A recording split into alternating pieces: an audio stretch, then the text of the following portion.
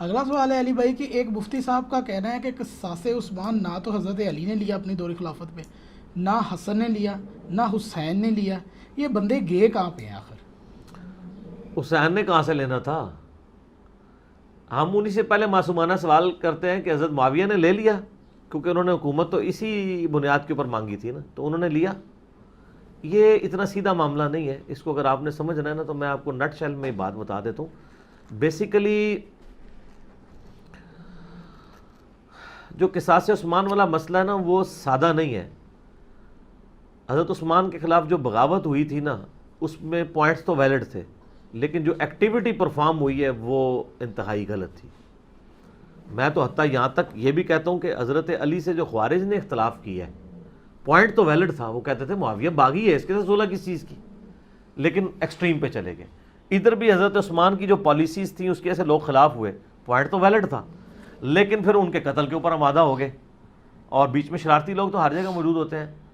میرے بھائی آج کے زمانے میں اگر کوئی بندہ قتل ہو نا تو آپ شام کو ذرا میڈیا نکال کے دیکھیں، سی سی ٹی وی کیمرے بھی موجود ہے، سب کچھ ہے، اگلے دن اخبار پڑھیں، آپ کو ہر اخبار میں ڈیفرنٹ سٹوری ملے گی۔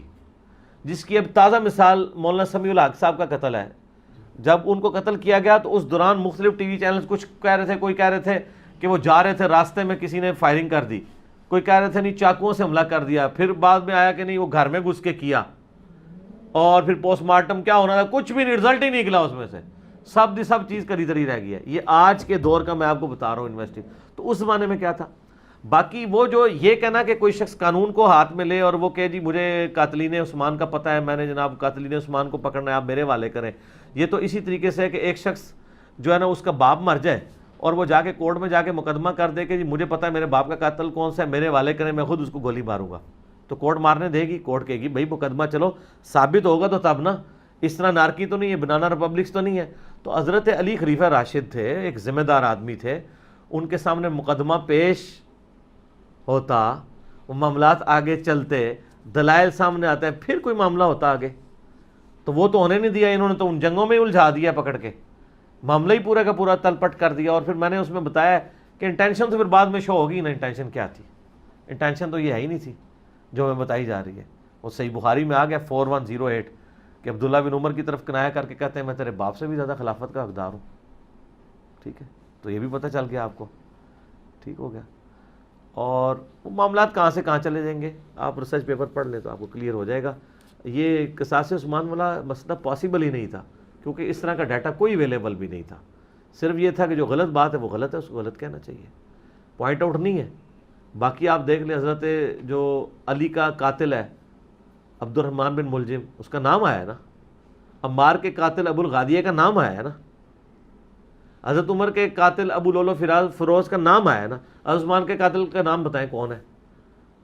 محمد بن ابی بکر کے بارے میں آتا ہے وہ گھسے، داڑھی پکڑی، تو انہوں نے کہا تیرا باپ اگر تجھے اس حالت میں دیکھ لیتا تو وہ چھوڑ دیا اور وہاں سے چلے گئے، بس اتنا ملتا ہے۔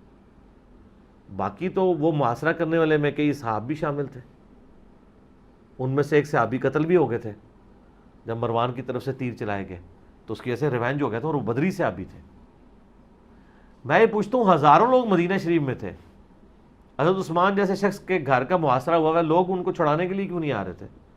کیونکہ لوگوں میں ریونج پایا جاتا تھا۔ دوسرا لوگوں کو یہ بھی پتا تھا کہ یہ اس ایکسٹریم پہ نہیں جائیں گے، صرف محاصرہ ہی کیا ہوا ہے، اور پھر وہ محاصرہ پھر ایکسٹریم پہ چلا گیا۔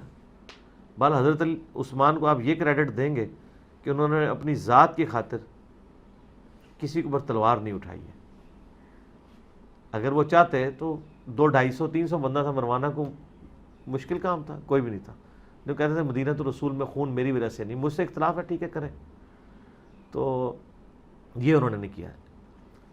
خلافت و ملوکیت کے 2 جملے میں نے نا انڈر لائن کیے ہیں مولانا مودودی کی کتاب کے، جو سمجھ لیں کہ وہ بہترین جملے ہیں۔ ایک یہ والا جملہ ہے، انہوں نے کہا کہ یہ خلافت اور ملوکیت کا فرق ہے۔ خلافت میں پروٹیسٹ ہوتا ہے تو خلیفہ مر جاتا ہے لیکن اپنے لیے خون نہیں بہاتا، اور ملوکیت میں جائز بات بھی ہونا وہ قتل عام شروع کر دیتا ہے، ٹھیک ہو گیا۔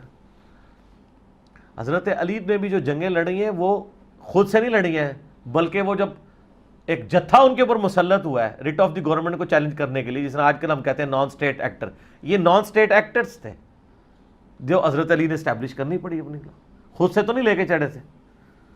دوسرا خلافت و ملوکیت کا ایک جملہ ہے کہ اگر ہم حضرت معاویہ رضی اللہ تعالیٰ عنہ کی غلطیوں کا دفاع کریں گے تو ہم حق اور باطل کے معیار کو خطرے میں ڈال دیں گے.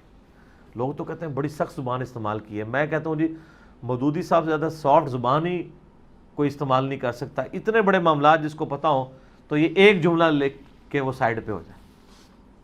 یہ سب سے سخت جملہ ہے امیر شام کے بارے میں اس پوری کتاب میں. باقی تو کچھ کرتے ہی نہیں ہیں, وہ صرف بتاتے ہیں کہ یہ ہوا تھا, یہ ہوا تھا, اس طریقے سے یہ ہوا. پڑھنے والی کتاب ہے. ٹھیک ہے.